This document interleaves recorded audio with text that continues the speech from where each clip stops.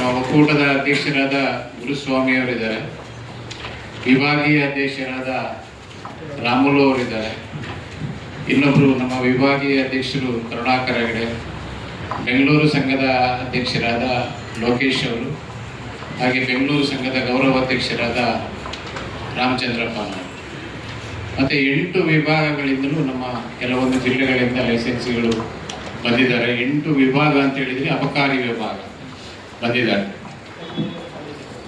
Sir, ಈಗ ನಾವು 20ನೇ ತಾರೀಕು ನಮ್ಮ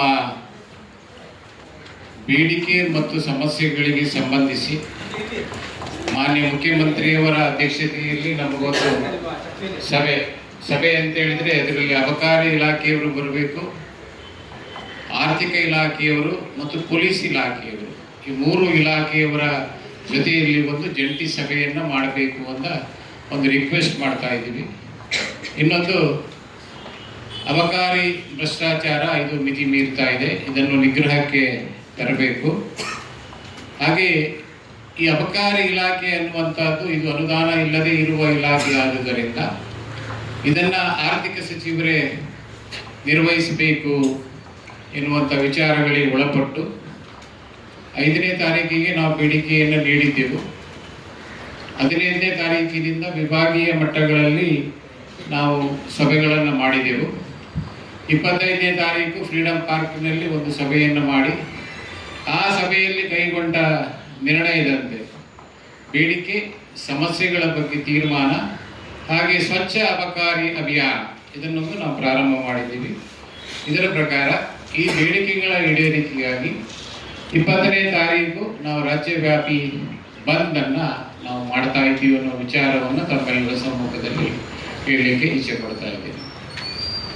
ಇನ್ನೊಂದು, ಈ 25ನೇ ತಾರೀಕು ಅಬಕಾರಿ ಉದ್ಯಮ ಸಮಸ್ಯೆ ಮತ್ತು ಬೇಡಿಕೆಗಳಿಗೆ ಸಂಬಂಧಪಟ್ಟು ಬೆಂಗಳೂರಿನಲ್ಲಿ ನಡೆದಂಥ ಸಭೆಯಲ್ಲಿ ಒಂದು 3,000ಕ್ಕೂ ಮಿಕ್ಕಿ ಲೈಸೆನ್ಸುದಾರರು, 3,000 ಅಂತ ಹೇಳಿದರೆ ಅದು ಒಂದು 7,000ರಿಂದ 8,000 ಲೈಸೆನ್ಸ್ಗಳಾಗ್ತಾರೆ.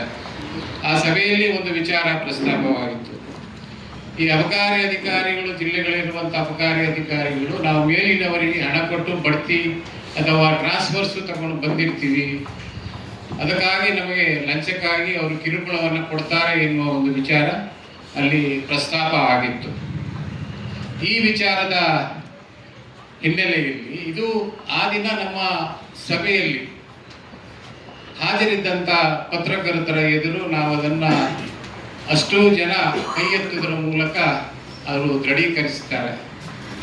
ಆದ್ದರಿಂದ ನಾವೇನು ಹೇಳ್ತಾ ಇದ್ದೀವಿ ಅಂತ ಹೇಳಿದರೆ, ಅಬಕಾರಿ ಇಲಾಖೆ ಅನ್ನುವಂಥದ್ದು ಒಂದು ಅನುದಾನ ಇಲ್ಲದೆ ಇರುವಂಥ ಇಲಾಖೆ. ದಯವಿಟ್ಟು ಅದನ್ನು ಆರ್ಥಿಕ ಸಚಿವರೇ ಅದನ್ನು ನಿರ್ವಹಿಸಬೇಕು ಅಂತ ಹೇಳ್ತಾ ಇದ್ದೀವಿ. ಮತ್ತು ಅಬಕಾರಿ ಭ್ರಷ್ಟಾಚಾರಕ್ಕೆ ಕಡಿವಾಣ ಹಾಕಬೇಕು. ಮಾನ್ಯ ಮುಖ್ಯಮಂತ್ರಿಯವರು ನಮ್ಮ ಬೇಡಿಕೆಗಳ ಸಂಬಂಧ ಒಂದು ಸಭೆಯನ್ನು ಆಯೋಜಿಸಿ ನಮ್ಮ ಸಮಸ್ಯೆಗಳನ್ನು ಅವರು ಬಗೆಹರಿಸಬೇಕು. ಅಬಕಾರಿ ಆರ್ಥಿಕ ಖಾತೆಯ ಜೊತೆಯಲ್ಲಿ ಇದ್ದಲ್ಲಿ ಉತ್ತಮ ಅಂತ ನಾವು ಹೇಳಿದ್ದೇವೆ ಬಿಟ್ಟರೆ ಹಾಲಿ ಸಚಿವರಿಗೆ ಬೇರೆ ಖಾತೆಯನ್ನು ಕೊಡಬಾರ್ದಂತ ನಾವೆಲ್ಲೂ ಕೂಡ ನಾವು ಅದನ್ನು ಹೇಳಲಿಲ್ಲ.